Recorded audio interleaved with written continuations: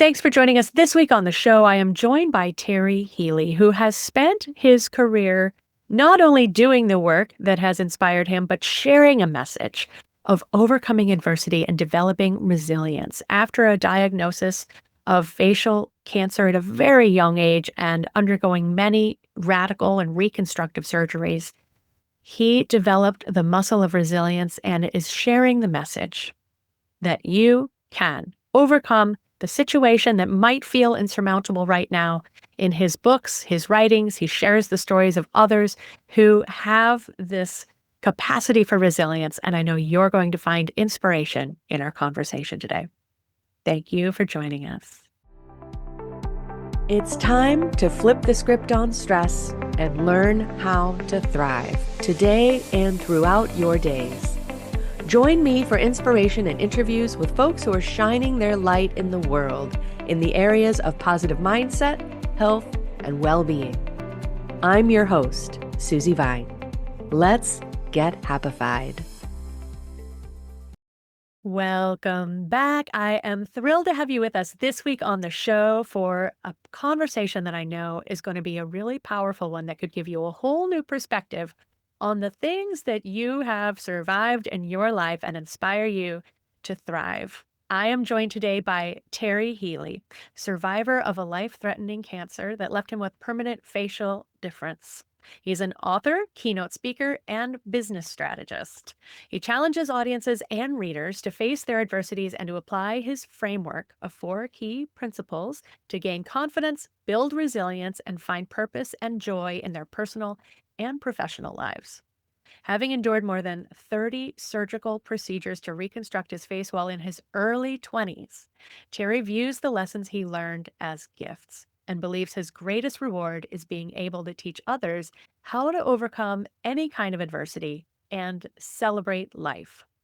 A graduate of UC Berkeley, Healey is the author of The Resilience Mindset: How Adversity Can Strengthen Individuals, Teams, and Leaders, as well as At Face Value, My Triumph Over a Disfiguring Cancer. I am thrilled that Terry made a little time to join me on Happified today. Terry, thank you so much.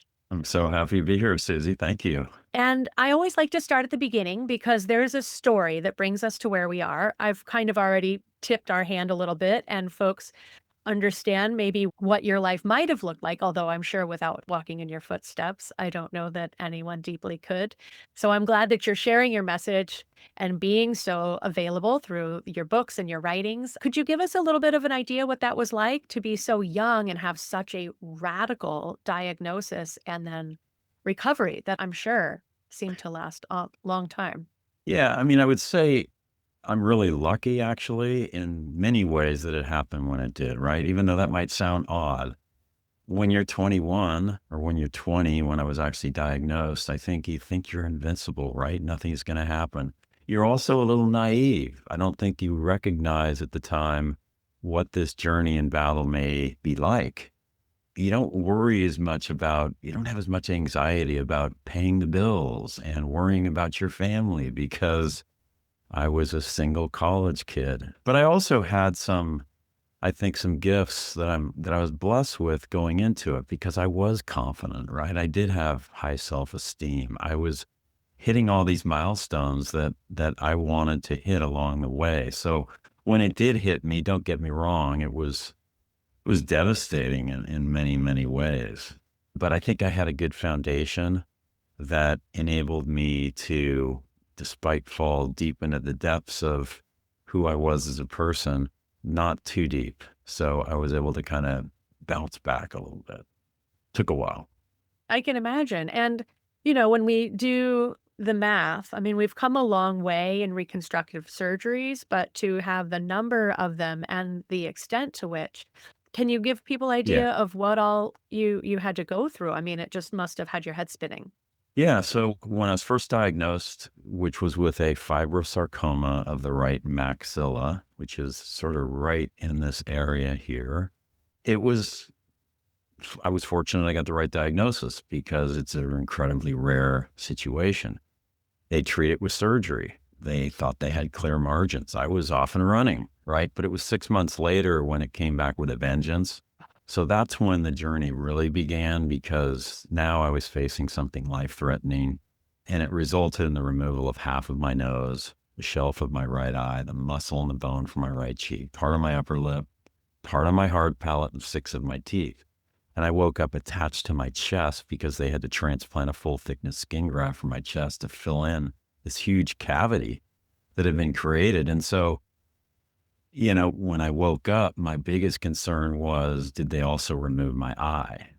And so gratitude for the fact that they didn't. They were able to save that. But then I was really reticent to look in the mirror. And it was really my doctor who came into my room. I waited for him, and he sort of gave me the skinny on what was going on and essentially said, I'm going to try to make you streetable before you leave the hospital. And that's when I realized, wow, this is way more than I signed up for. And when I got up to go into the bathroom and look at myself for the first time, that's when I'm like, oh my God, I'm the elephant man suddenly. And just a couple of years ago, I was the homecoming prince, and now I'm the elephant man. So that was the beginning right there. And how long was that initial hospital stay with It was about that 3 surgery? weeks. Yeah. It's Wow. about 3 weeks. It was a long time. I think I lost a pound a day while I was in there because I couldn't eat. But yeah, I got through it, and time went by very slowly in that hospital room. But half of it was spent attached to my chest because they had to wait for this blood supply to work itself into my face. So before they could snip it back off and say, okay, now we have tissue.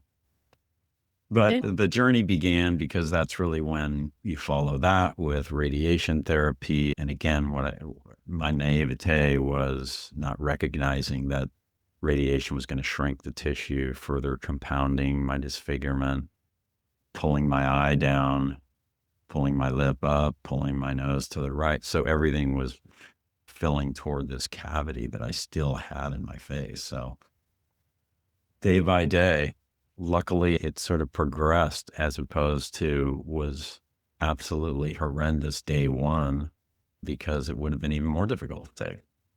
And what you're saying right there, I think in so many different ways we come to recognize it. And certainly hindsight is always the easier way to get perspective of how we've traveled. But healing is not a linear journey. And every time we think, oh, we've made some progress, now I can celebrate this. Here comes Yeah, another wave to kind of sweep us back out a little exactly. bit more. 2 steps forward, 1 step back, or in some cases during my journey, it was 2 steps back, 1 step forward, right? So exactly to your point, But still moving. still moving. Yep. And over what span of time were these constructive surgeries? Were they over a couple of years then, or was it really 1 year that Yeah. It went on for 5 to 6 years because it was fairly complex, meaning that I had to go to different types of surgeons. I had to go to a craniofacial surgeon. I had to go to a nasal reconstructive specialist. And these guys were not all in the same location. One was in LA, one was in Chicago. And there were series of procedures. And so you had to wait in between each one to let everything heal. And so, yeah, it was a long process. And of course, I didn't have the benefit of just saying, well, I'll just focus on surgery. I had to go get a job. I finally graduated from Cal. I went back, and I had to take some time off during the time that I was in the hospital and stuff. But then I got right back into school. I got my degree. I went back and got my job. And then when I graduated, finally, I had to go get, a real job, if you will. And so that was a whole nother kind of journey in and of itself. But as we said before, I just tried to take it one day at a time. and you mentioned going into it that you had self-esteem, I think, and confidence. It calls me back to something that I picked up as I was looking briefly through your book. I'm definitely looking forward to spending more time with it. About that, how that self-esteem can help you through times of adversity when things get really difficult. Did you notice that at that point, or is that something you came to recognize later? How can you help illustrate that for some of our listeners who might be thinking, really? Does that really make that much difference? I would say it helped a little bit to have that going in, right? Because it's kind of this mentality that you can get through something. You're strong. You're tough. You believe in yourself. Those essential things, I think, are really important. However, as my journey ensued, I began to erode, right? That self-confidence started to diminish. Self-esteem I started to lose it. And so I literally hit at a certain point in Chicago where I was going back for that final procedure. That's when I hit rock bottom and realized, wow, like I had sort of come to the bottom. And that's when I knew that I had to start figuring out how I was going to bounce back from where I was, because my self-esteem was gone. And I was very fortunate that I'm somebody that's always been, so I had a foundation of faith that was important to me. That always gives hope. But importantly, I was somebody that always reflected. I always took time to reflect. And so I'm so grateful for that, because that's when I took the time to think about, what can I do? What can I learn about bringing myself back somehow? What are the tools? What are the methods that I can employ? I did a lot of research, and I dug deep and started to come up with some ideas and just tested them out. And one by one, they started to help a little bit, So yeah, I worked myself back, and that took many years as well. And what kind of work did you go into after leaving college? Was it the field that you stayed with throughout your career? Yeah, I went into high tech, and it was a crazy time in technology, and as it continues to be with where we're at now, right? It was just one disruption after another. And so that was a really good path for me, because everything was just, I think I like chaos in a way, because it consumed me. I never was bored. There was always something new on the horizon. And so I think I just sunk myself into work a lot. And yeah, so I stayed in high tech my whole career, sales and marketing leadership types of roles. Yeah. Got you. And then did you primarily live in California Yeah. through your career? Yeah. From the time I graduated, I stayed in the Bay Area. Yeah. Nice. We shared our before we started recording, we shared our shared roots in Seattle, but, once Yes. you make it down to the southern part of the West Coast, it's hard to head back north again. It is beautiful up there, though, I tell you. So through that time of introspection, really recognizing that you needed something to bring you out of that space where you were, coaches were not Right. abundant at that point, and self-help books, of course, were still around, but certainly not in the volume that Yeah. they're available today. How did you start finding these tools or methods that really started working for you to help move you out of where you were and feel more hopeful and positive about what you could move into? Yeah. So, ultimately, I put a number of things together, which I sort of developed into what I call my survival kit, right? And so, if I kind of take you through those, obviously, I relied on my religious faith that gave me courage, strength, that gave me hope. Importantly, I really focused on surrounding myself with positive people, because there was a lot of negative energy around me too. And so I had to make, that was the hardest part about being young and going through this, is having to make tough decisions about, hey, I don't want this person in my life anymore. That's hard for us as we go through our lives, as old as we get. That's never an easy thing to deal with, right? I began to start to set goals, one personal, one professional, goals that I felt were attainable. And as I achieved goals, one by one, I started to believe in myself again. And that helped me to start really building some of the confidence I'd lost back. I mentioned gratitude, throughout. That's always been, fortunately, something that I've kept with me. I think practicing gratitude is the fastest way to a positive mindset and attitude. So that was really important to me. I focused on finding life balance again and outlets in my life. So I had kind of lost that in college, right? And then finally, the last couple things that are really important too was group therapy. Talked about having the ability to maybe not pay for things. Well, I didn't have to pay for group therapy. I couldn't afford a therapist, but I did go to group therapy. That was instrumental. And then finally, I read books, to your point, about positive imaging and about visualization. And those two things alone were life changing to me. Really impactful, high impact things. Yes, I did see in your book, as I was scanning through it, you're mentioning Martin Seligman, and I really Yeah. love the research that's come out of that field of positive psychology. Yeah. flourishing and all of those aspects. And I think that it's really significant when psychology, the field, took a pivot as opposed to looking what's broken, but looking at how we can maintain or uplift ourselves, the science of happiness. Yeah. It's quite amazing how a lot of people aren't really that familiar with reframing, but it's not that hard, really, if you think about it. It's simply just trying something new. Hey, what's the worst that can happen? I can take a different approach. The world's not going to end. But I think his concepts, his three P's or whatever, were really important to me. And then from there, just finding people that took things one step further and learning from them. And that was really helpful. Could you expand a little bit more on that, his 3 Ps that you mentioned? Yeah, let's see. His three P's were personalization, pervasiveness, and permanence. And so personalization is a lot of times when people are going through adversity, they blame themselves. It's what did I do to bring this on? It's not a really positive way to grapple with the issue. So that's a common thing that you need to get away from. Permanence, people think it's going to go on forever. It's going to ruin my life. It's never going to change. And pervasiveness means that it's going to affect all aspects of my life. And so his concept of reframing is really about taking a different approach and recognizing that adversity is actually temporary. It's not your fault, and it's not going to consume all parts of your life forever. This is a temporary detour.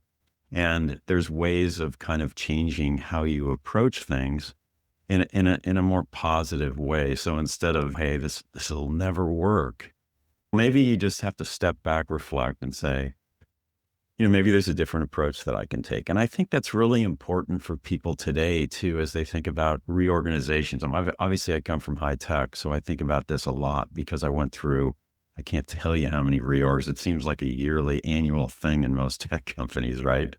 But now with AI and stuff, I think it's really important to think about, okay, so my career is probably going to shift. I may lose my job because of this disruptive technology. So I can just say I'll never be able to get another job, or I can take a different approach and think about pursuing from different angles or learning new skills. So rather than looking at all these things as a threat, look at them as opportunities and possibilities. I really have always believed that, and it's been change has always been advantageous for me personally. And I think that's really powerful reminder always for people to hear, especially as you mentioned, this is a very present concern. I think in Hmm. so many different scopes of work. What is AI going to mean to my business? And it does become very personal and pervasive, right? Every time I get ahead, something else comes up. And I agree. I think having that perspective to decentralize ourselves and our experience, put things back into relationship. It's not all happening to us. Yeah. And as you've said, you can start to see what you take away, how it's happening for us, what the lessons are, how we're building our resilience. Did you feel that you were a resilient person going into your illness and recovery? Again, I think I was blessed that I had this foundation of faith that I think is it's not necessarily something that everybody has or necessarily needs, right? But for me, it was really useful. It was really powerful because it did give me hope. So I had that. And I think I started to practice different things, right? I started to create new habits. And that's really what the resilience mindset, the book is at the core of, is these new habits that we can develop can change the way we get through and deal with new hurdles in our lives. And yeah, I think I was really lucky that I was somebody that practiced taking the time to reflect. I was somebody that started to learn how to use positive imaging, practicing gratitude, setting goals. All those things I think helped me bounce back. And I like to say it's not just about bouncing back, right? It's about bouncing forward because I think adversity can represent opportunities and possibilities, not just, hey, how do I get back my life? No, you're going to learn so much about yourself you actually may jump forward. And I love it's a saying, and I'm sure I will not do justice by it, but God doesn't say no. He might be saying not yet, right? Just Yeah. because things don't look the way we expect them to. At 20 years old, you've got the world waiting for you. You're just going to knock out a couple of years of college and you'll be right out there in the game. And everything looks radically different all of a sudden. Well, Yeah. there was a greater plan than anybody was Yeah. able to envision at that point, I That's what think, in my the mother case. always said. Moms have got to come through with Yeah. stuff like that at those Yeah. moments, right? Yep. And so you mentioned in your book, and I'd love to hear a little bit about the framework that you have for folks to kind of support them as they're building that resilience capacity. Yeah, I talked a little bit about it's about developing new habits, right? And those four things I mentioned are the summation of it all. And I bring that up first because I don't want people to see my framework and say, "Oh man, I don't have time to do all this stuff." And I don't think it is something that's heavy time consumption. I think it's more about building some habits that only take a few minutes a day and make huge impact on your life. So yeah, the framework. So I talked about the survival kit earlier.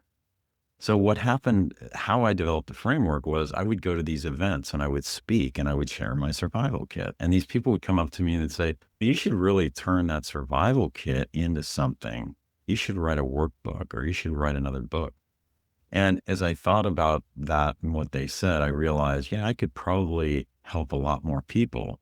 So yeah, this REBAR resilience framework is what fell out of it. And we all know what REBAR, reinforcing bar, is, right? So that's just the acronym for it, but it represents four phases that we deal with when we encounter adversity or change or even conflict in our lives, right? So it's reflect, build, act, and renew.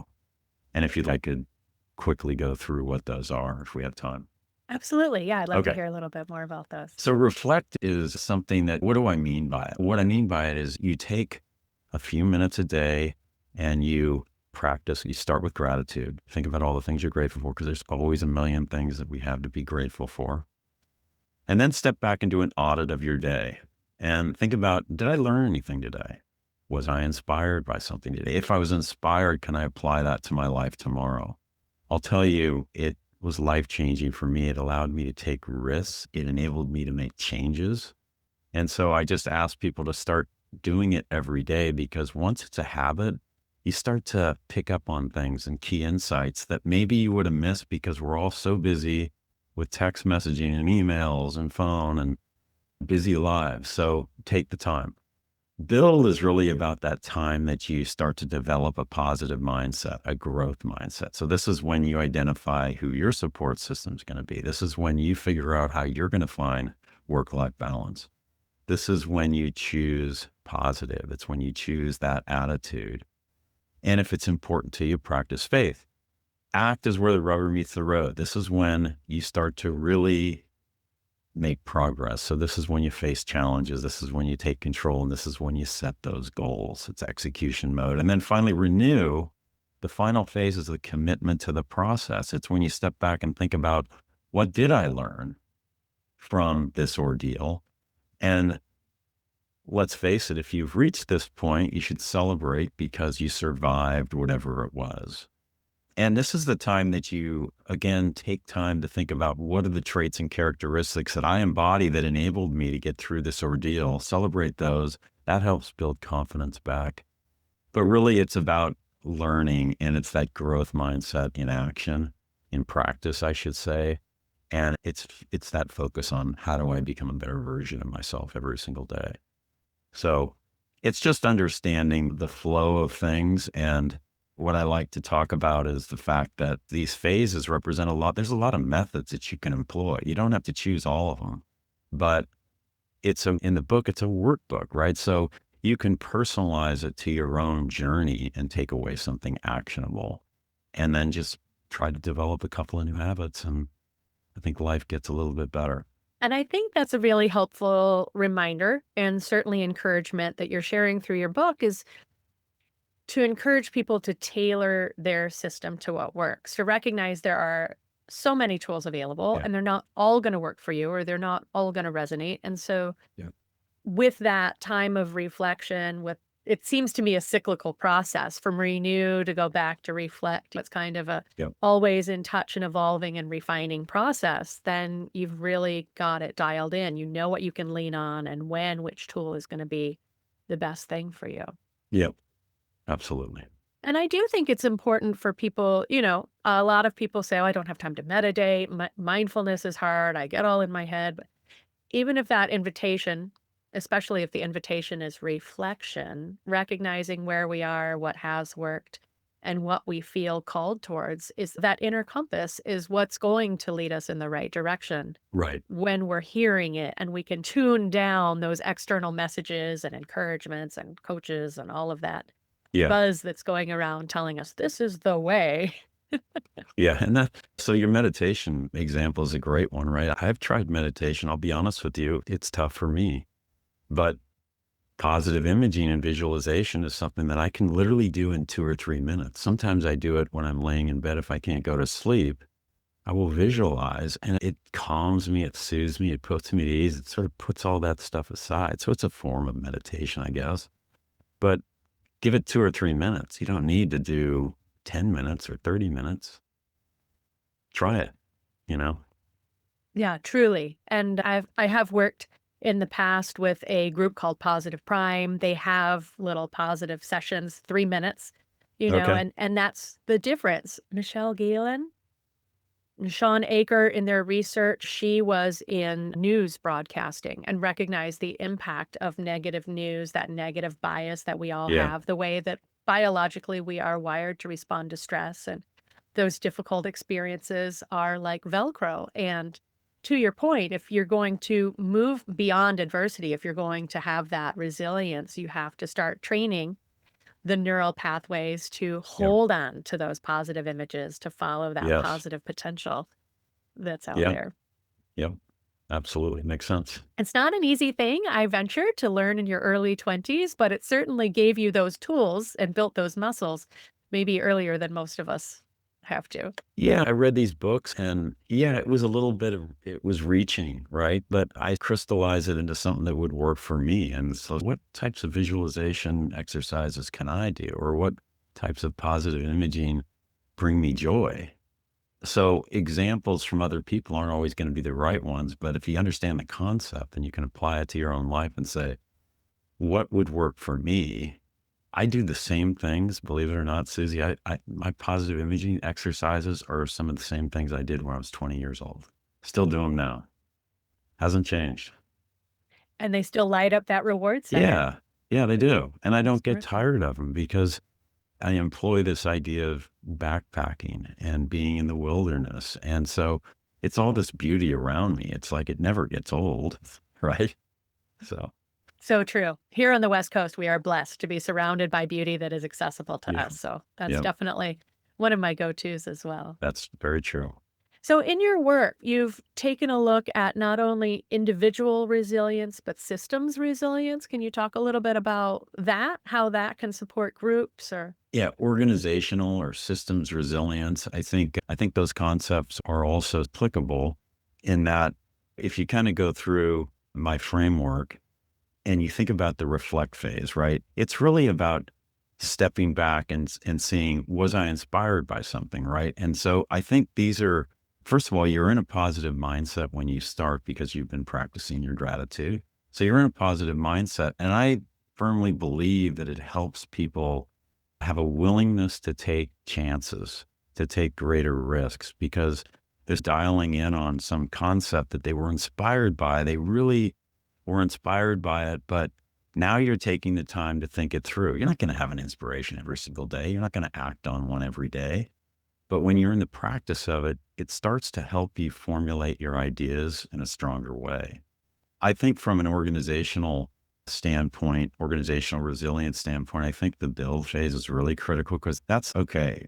Identifying mentors, employee resource groups, support groups within the organization as you're facing major change, right?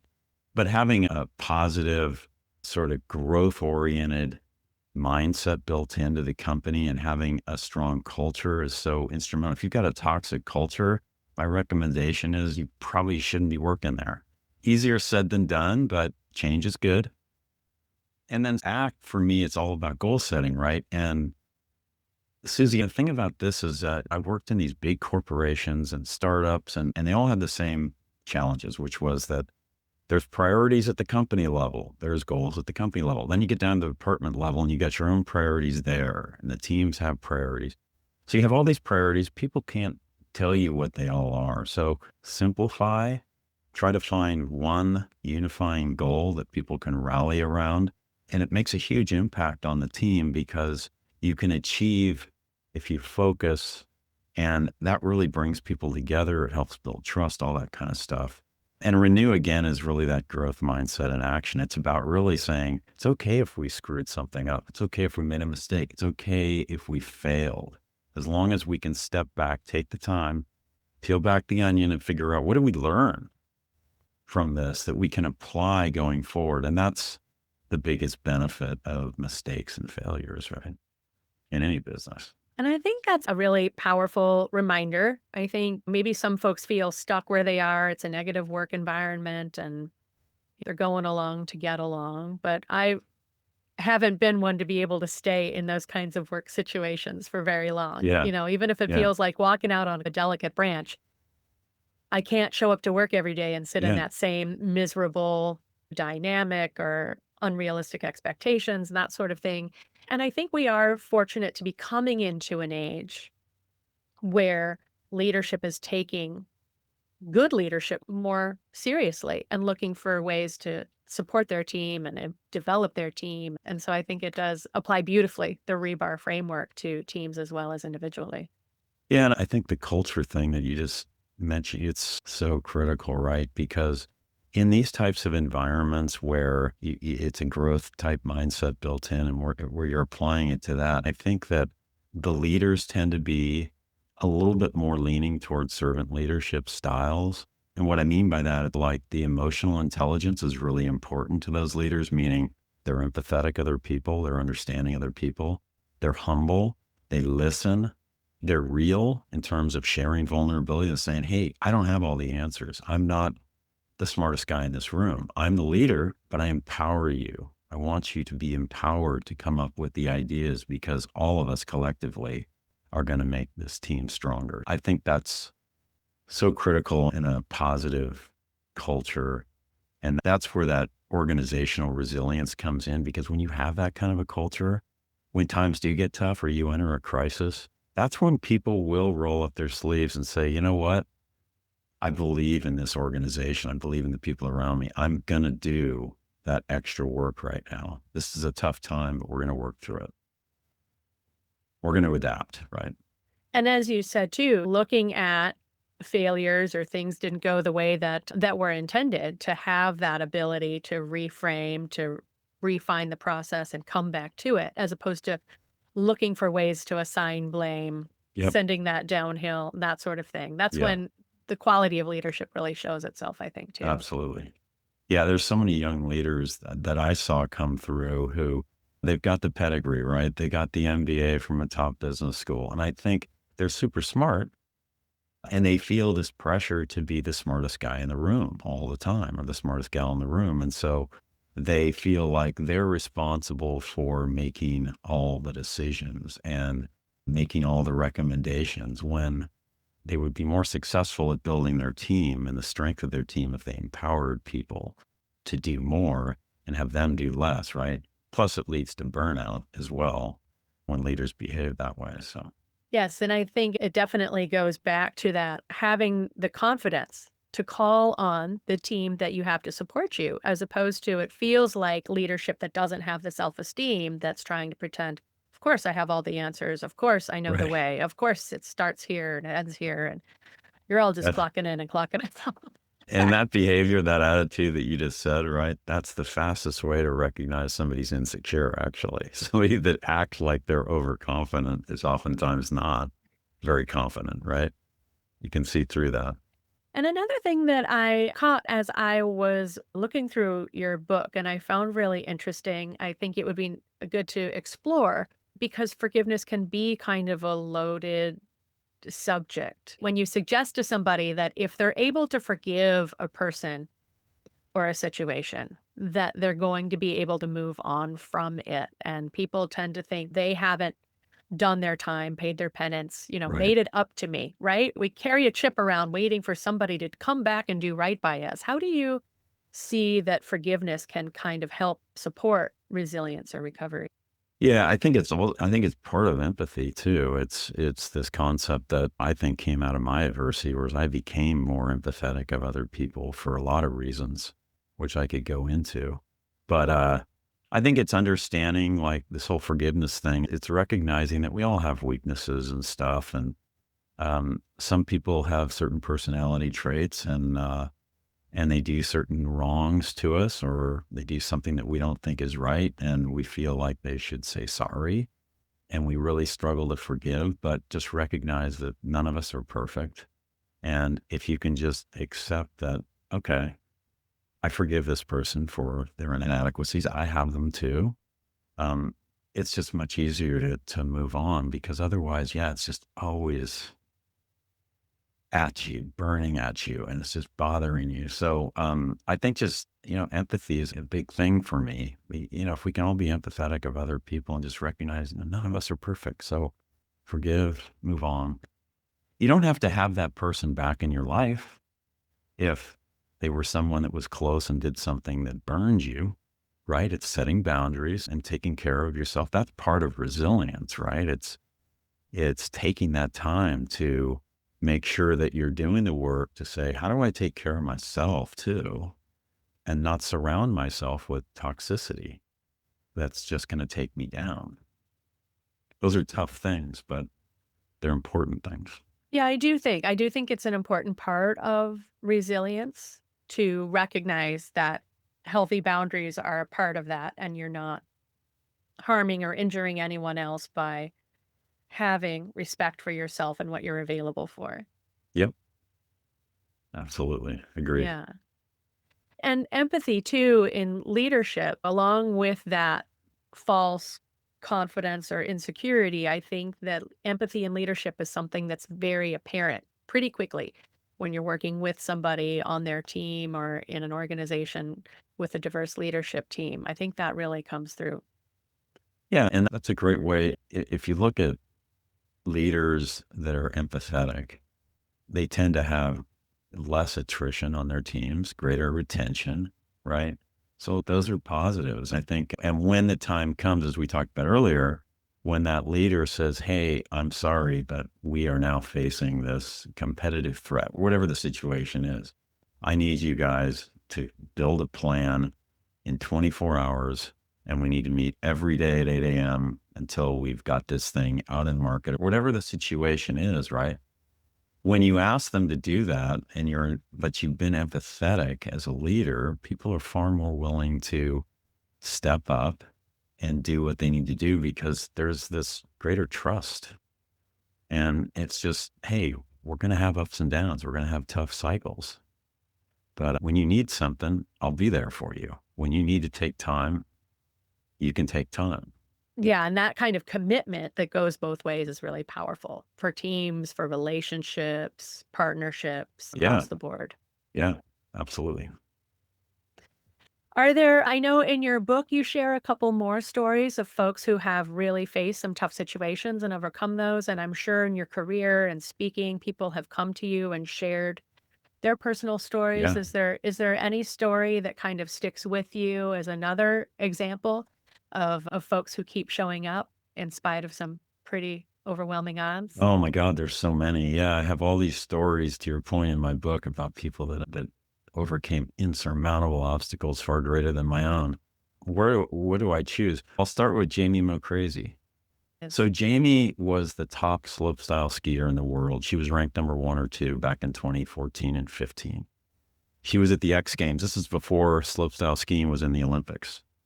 So she was at the X Games. She was doing her final run, and good chance that she would have won the whole thing. She suffered an accident on that final run. She suffered a traumatic brain injury.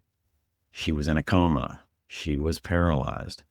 She literally had to learn how to do everything all over again. And the long story short is that today she's somebody that talks about climbing alternative peaks. And she does it with such grace and such a great attitude. And again, she was in her early 20s, 21 or something when this happened, about the same age as me. Life-changing event. And she took it in stride and really reflected a lot and learned a lot about herself. And now she's out there doing great things for the traumatic brain injury. She's got a nonprofit. She speaks. She's just an incredible person. So yeah, there's amazing stories of people recovering in such amazing ways that we can learn so much from, right? Truly. And I think it really helps, not that anyone else's situation should let us off the hook or make us feel more comfortable, but I do think that kind of context is really powerful when we feel like we fall into those 4 Ps, the 3 Ps. It's Yeah, always happening to me. This is never yeah, gonna change, right? It's all about me, and we can really get low fast. It's really easy to say, "It's never gonna be my turn. It's impossible to get out of this. Why does it yeah, always happen to me?" And I think taking a look at some of the most insane, out of left field, unexpected twists of fate sometimes, or as you mentioned in your book, sometimes the little things that come through childhood or that shape our lives, sometimes it doesn't happen in an instant. It isn't as straightforward as a diagnosis. But it can come in so many different capacities. And context is everything. When we recognize what other people have been able to overcome and let that form their life and create opportunities that they might not have ever had also, yeah, can really absolutely. open our eyes. Absolutely. Is there anything else that you would like to share with folks while we're still together today?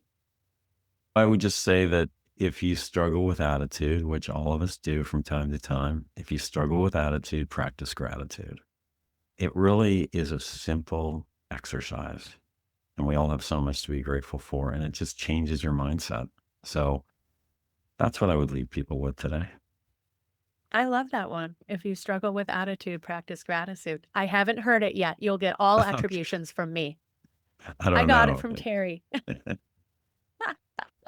Folks can learn more about you on your website, terryhealey.com. That's Healey, Thank you. terryhealey.com. Your books, your work, moving it out in the world, and just shining a brighter light and perspective on things. I'm so grateful that you have taken this experience and created this ripple effect to help move forward and inspire people and lift people up. Well, thank you for the opportunity to share today and reach some of your folks. So appreciate that. Absolutely. It's been a treat. Thank you so much. Thank you, Susie. Thanks for listening. You'll find all the resources we discussed today online at happifiedlife.com, along with links to subscribe to Happified on your favorite player and a handy search tool so you can search all of our previous episodes.